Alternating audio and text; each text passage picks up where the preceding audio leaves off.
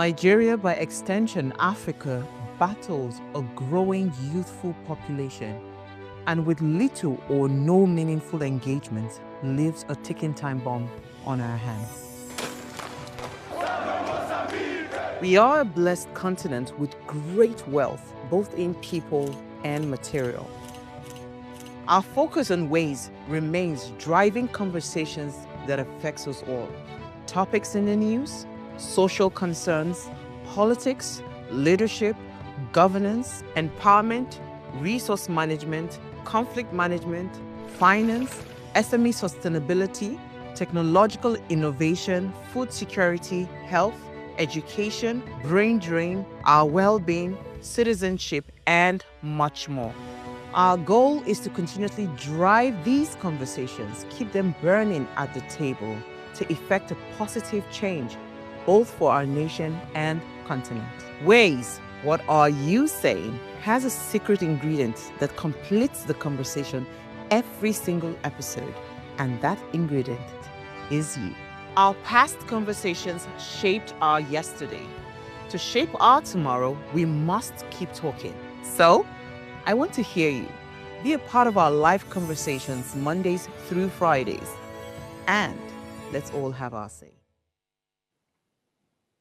Empowering SMEs through innovation focuses on unlocking the potential of small and medium-sized enterprises by leveraging innovative strategies, technologies, and mindset.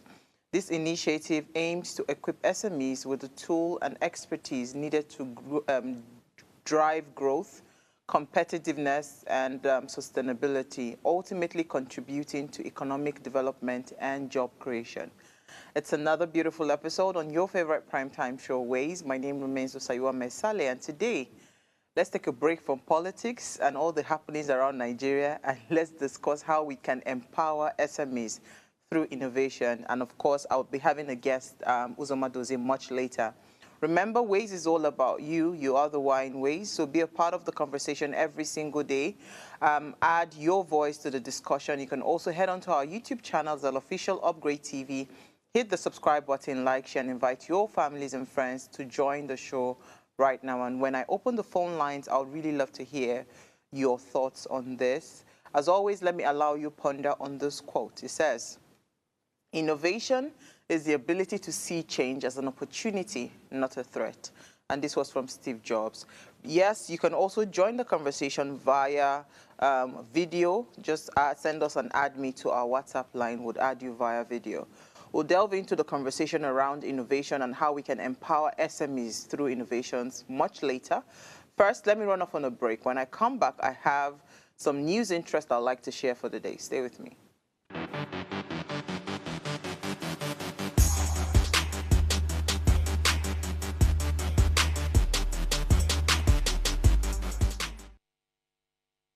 All right, I'm going to start the news interest today with the visit of Governor Okpeolo, how he's pledging compensation for the 16 victims of the Uromi incidents. He had said that currently now there are arrangements to compensate all the victims of that particular incident. The reason I'm picking up this story today is because I really want to just speak to our state governor from Edo State, in case you do not know.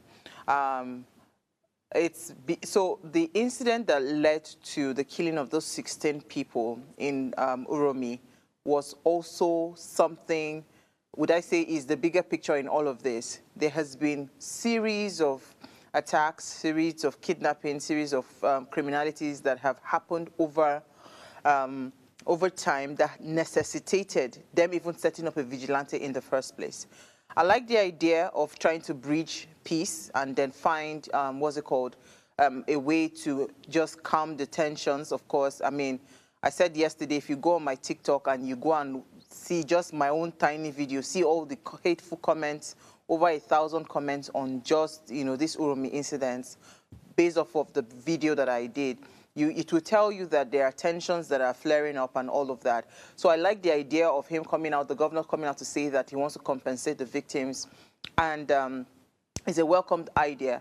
However, I would love for the governor to look beyond just these 16 victims. There have been series of criminality and series of crime that have happened in Uromi. Who is going to be compensating those people? What are the losses? Can we even measure? I mean, we can measure this now under 16 victims. What about the what's it called, the prolonged crisis that they have been going through that even led to these particular incidents? I don't think it should be a one-side approach. It should be a very holistic approach. If we are compensating one, compensate all, then let's, beyond the compensation, let's just try to trace the root cause of this problem and just nip it in the bud. It's as simple as that. I am tired of having conversations around these things. There is a problem. Let's stop focusing on the branches and let's go down to the root cause and eliminate the problem from its root. That way, we'll not have these kinds of incidents even happen in the first place. So yeah, I'll move on to my next story. Very interesting story. So earlier today, we saw reports. Was it today or yesterday? I can't remember now. We saw reports of the governor of Kogi State banning all forms of rally, banning all forms of, coming together and all of that. Okay, our action senator. Everybody must just, you can't help but love her. Senator Natasha Akpoti. First of all, it was the way she arrived. She understood on one block road. She came in a helicopter. She came in a chopper and she landed, and you can see the massive turnout, right? The massive turnout. You now wonder, where are those 250,000 people that signed that petition? You know, it's still very, very questionable. And I don't think INEC should, should allow themselves to be used, to perpetuate any form of, illegality as to this recall process that is currently ongoing. But she has addressed her people. I like the idea that, she says she's the daughter of the soil and she's not going anywhere, mentioning the name of her father, the late father, and how she also tried to, in the video, also tried to explain to the people what had happened, I think it's a welcome idea, and I like her boldness, because you see, in all of these things, some people will back down because sometimes they just feel like, after you put a lot of pressure, this woman ain't backing down. So I love the fact that she's putting a lot of pressure on them, and I love the fact that she's not she's not allowing herself to to be seen as a weakling, because that's what they always say when it comes to the female gender. We're too emotional, we're too this. Yes, all of this is all playing out to her favor. I'm hoping that beyond this rally, this crowd that we are seeing here will write to INEC as well. So let's be intentional about ensuring that any illegality is not done against her, and and due process is followed. Because I mean, if somebody has this massive turnout, I know some people say that politicians pay some of these people to come out for this kind of rallies, but I don't think Senator Natasha, I mean, from her campaign, from her, even on the election day, how you remember how a road was dug, literally, right, leading to her polling unit, that it was the people that gathered to level it back. So you can tell that she has the backing of her people. And I think Kogi State be intentional about not allowing anybody rob you of this amazing senator that is representing you. So I'll take a break now. When I come back from that break, let's discuss innovations and the SME. Stay with us. We'll be right back.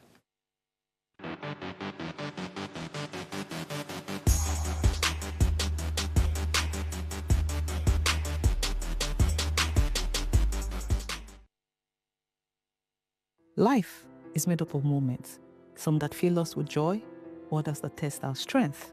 Welcome to Heartlines. This is our space to explore the highs and lows of human connection, the love, the heartbreak, and resilience that shapes our life. From relationships to friendships, parenting to partnerships, and so much more. Every week, we share stories and conversations that define us, navigating love, separations, the struggles of parenting, dealing with anxiety and managing the pressures and stress of life. Real conversations that bring us closer, helping us heal, grow, and connect. So join me Mondays through Fridays at 10 p.m. for Heartlines, the show where we connect hearts, have real conversations with real people, one story at a time.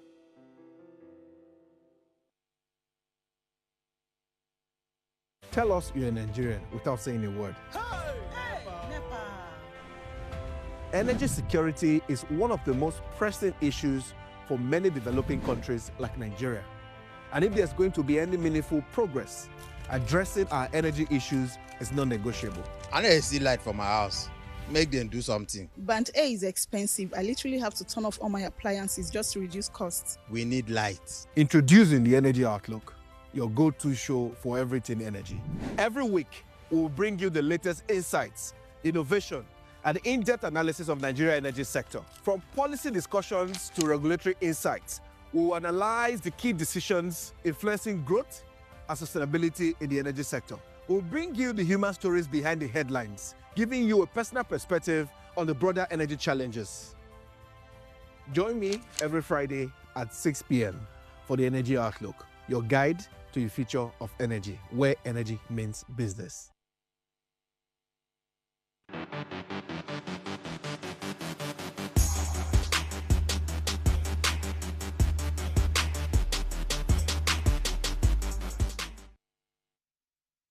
All right, thanks for staying tuned. Now, as we explore how we can empower SMEs through innovation, we'll tackle some challenges that SMEs face, and they are, of course, but not limited to access to finance. Many SMEs struggle to secure funding to support their innovative endeavors, hindering their ability to grow and compete to, of course, compete with other businesses.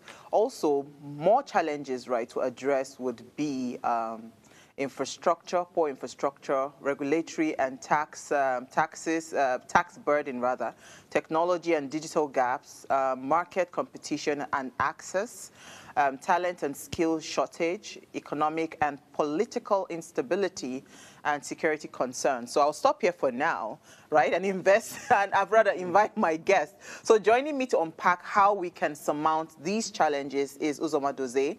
He's a visionary leader in Nigeria's financial sector with over 30 years of experience, bridging traditional and digital banking. As the only individual to have led both a top-tier commercial bank and a digital bank in Nigeria, he brings a unique, holistic perspective to the industry's evolution. As the founder of Sparkle MFB, that's the microfinance bank, he is redefining financial inclusion by leveraging technology to empower underserved communities, particularly women, small businesses, and the unbanked. He's a very passionate advocate for innovation. Uzoma is also committed to harnessing technology as a driver of economic growth and social progress across Nigeria and Africa. Thank you so much for joining me. Thank you very much. This is the, how many years later? 4 years, actually. Really? 2021, I think it was Yes. March or February. Yes, I think so. I said, no, we have to have this conversation again. A lot has happened after then. Well, certainly. How have you been, first of all, Mr. Sparkle? Well, it's been interesting. Right after the last time we had, and I think that's when we're just coming out of COVID. Yes. And so we saw a lot of Nigerians deciding to leave the shores of Nigeria for greener pastures. So we had a lot of Japa movement, which affected businesses like ours. And of course, you had some economic downturns during that time. But I mean, like 4 years later, I mean, we're still here, which proves that our model is resilient. And we've actually made great strides in terms of coming up with new products, more products, and also beginning to now play a role in helping and impacting individuals and small businesses. Absolutely amazing. You know, so every time I have the opportunity to discuss SMEs, because I mean, one of our key core focus rather at Upgrade TV is we want to build ourselves to be SME friendly when it comes to giving media services to small businesses. And I know that one of the biggest struggles that SMEs face is the fact that, you know, they're always having issues with financing, access to finance. Why is that still a problem for us today? I mean, access to finance, you know, like you said, I mean, I've worked on both sides, traditional bank and also the digital space. Even though I miss the bank. And John Sparkle. We have the same DNA. So access to finance is, it is not, as far as I'm concerned, we're approaching it the wrong way. Access to finance is about taking a decision to give people money. And the decision to give people money is based on what you know about them. And so you find that most small businesses have difficulty and challenges giving you information to make the decision. And it's not just banks or fintechs or that are provided, or people that you know, family and friends. Why would I give you money? Right? Show me what you have done. Show me what you're going to do with the money. And it's difficult when you are in a paper-driven, cash-heavy type of business because you don't have time to even keep records. You don't even know how much you spend. And you find most businesses fall by the wayside because they're not making the right decisions. And so one of the reasons why we were very focused on and intentional about small businesses was that we were not just going to provide you a bank account because every bank provides everybody a bank account. We're going to provide you with those necessary tools that you need as a business to capture that data that will now turn into information to make decisions. At a glance, you become the beautiful bride. Exactly. So you have simply your payroll, your inventory, your invoicing, your customer database, and even how to calculate your tax or even include your tax in your transaction. So you are actually now inclusive in that environment. That's what we strive to do. And once you do that, and once I see your books, why would I want to lend to you? Because you're giving me information, you're giving me insights into your business. Why I want to invest in your business?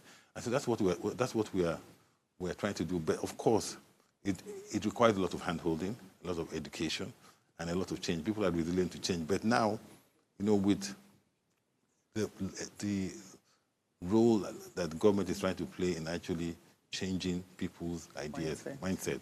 You can see, like, in a few reforms that have come, we're going to get there faster than we think. That's very interesting. So it means that at a glance, once I probably subscribe to your services, it then does it take off the headache of me having to have like internal auditors, having to hire those? Because it's almost like when I'm hearing you say, it's like you are now my what's it called, contract staff. Yeah. You are helping me as a small business to put a proper structure. Like when look to start a business today. Like 20 years ago, when you wanted to start a business, first of all, you go and find a place. You will now look for the right people, a person who's going to be your inventory manager, your bookkeeper, so to speak, and somebody that is going to help you in business development. And then you have to go and if you want to be formal, open your bank, open your business, registration, CSA and all that, and of course go to bank. And bank is today bank is interesting anyway. Sure. So but today you can actually do that without actually stepping out of your house, right? And you can do that by just the Sparkle way. Well, since we're on ways, the Sparkle way is you go to the web. You can actually incorporate your business, get your taxation, open your bank account, and then that will take about 2 or 3 days, and then you're up and running. Now, think about it even from a logistic perspective. Like there are challenges in Nigeria. You don't have to move anywhere. You don't have to talk to many people. And it is process-driven. You're not talking to anybody. You're not giving anybody any favors. You're just going through a process. And so that is how we see business evolve. And when we started Sparkle, it was, why can't we offer the same service? We have used technology to make it easy for people to open bank accounts, individuals, without actually walking into a bank. Why should small businesses be different? And so that's what we've actually been able to achieve. But we've taken it one step backward and said, you wake up in the morning and you say you want to start a business, in the next 3 days, you should be able to have achieved that. That's amazing. So let's still stay on access to finance. Issues around high interest rate, because we cannot take away the fact that small businesses, I don't think we have friendly interest rate when it comes to access to finance. We also have issues around very strict collateral requirements. We also have issues around limited access to venture capitalists or angel investors like you, But I'm guessing that by the time I get on the Sparkle platform and they see that we are trying, Then low financial literacy is also another issue, because I heard you say that part of it, hand holding and training as well.